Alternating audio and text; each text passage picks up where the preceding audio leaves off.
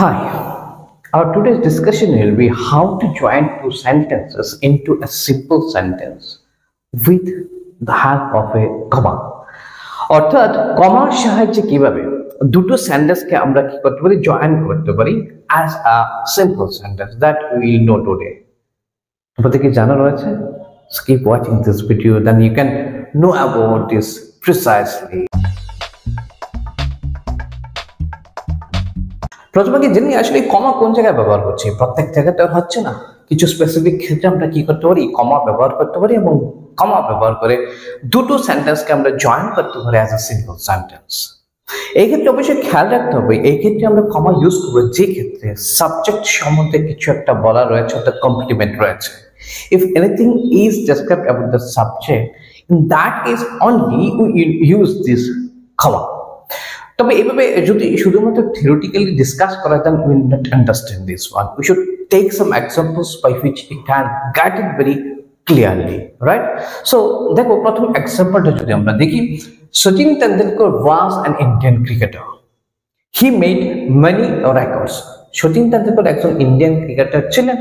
এবং তিনি অনেকগুলো রেকর্ড করেছিলেন now the question is you have to make it simple sentence how আবার এই দুটো সেন্টেন্সকে জয়েন করে তোমাকে সিম্পল সেন্টেন্স করতে হবে কিভাবে করবে আমি বলেছিলাম এক্ষেত্রে কি হতে পারে কমা ইউজ হতে পারে এবং মেইন ঘটনা হচ্ছে কিন্তু প্রবলেম কোন জায়গা হচ্ছে দেখো এখানে ওয়াজ একটা ভার্ব রয়েছে এখানে মেড আরেকটা ভার্ব রয়েছে দ্যাট মিন্স এই দুটো সেন্টেন্সে দুটো ভার্ব রয়েছে as you want to make it a simple sentence that means we need to make only one verb right অর্থাৎ আমরা যদি এটাকে সিম্পল করতে যাচ্ছি অর্থাৎ আমাদের একটাই কি করতে হবে ভার্ব ইউজ করতে হবে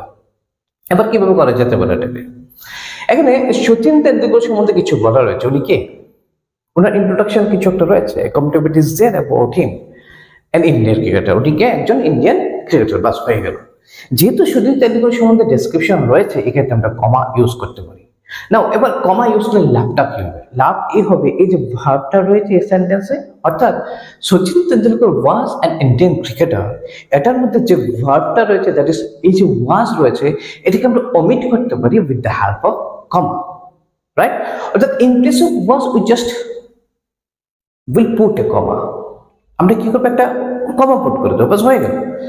দেখো তাহলে কিভাবে করা যায় তাহলে ঘটনা হচ্ছে সচিন তেন্ডুলকর সম্বন্ধে ডেসক্রিপশন দিল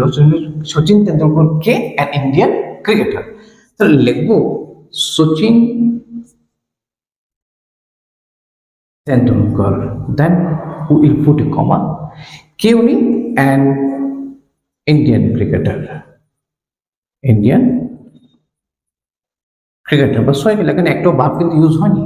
তারপরে হি মানে কে সচিন তেন্ডুলকর সো একবার লিখেছি subject so it is not necessary to right again right এবার কি লিখে দেবো মেড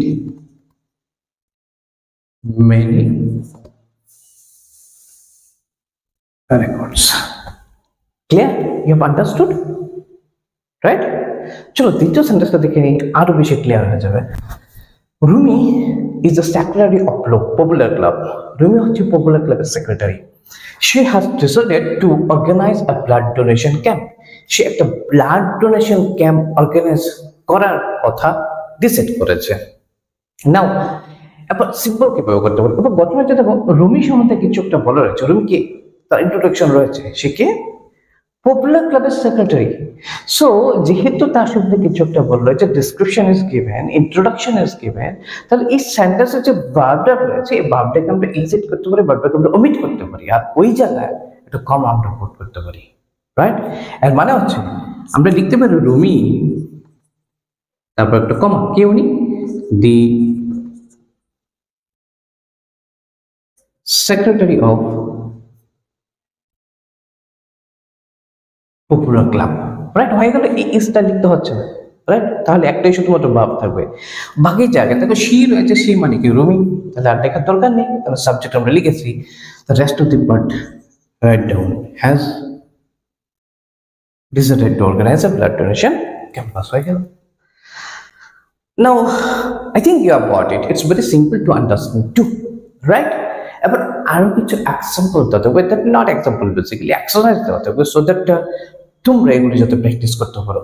বাড়িতে right then I can understand that you have really understood this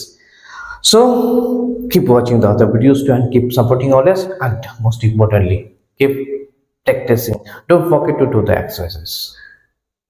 Thank you.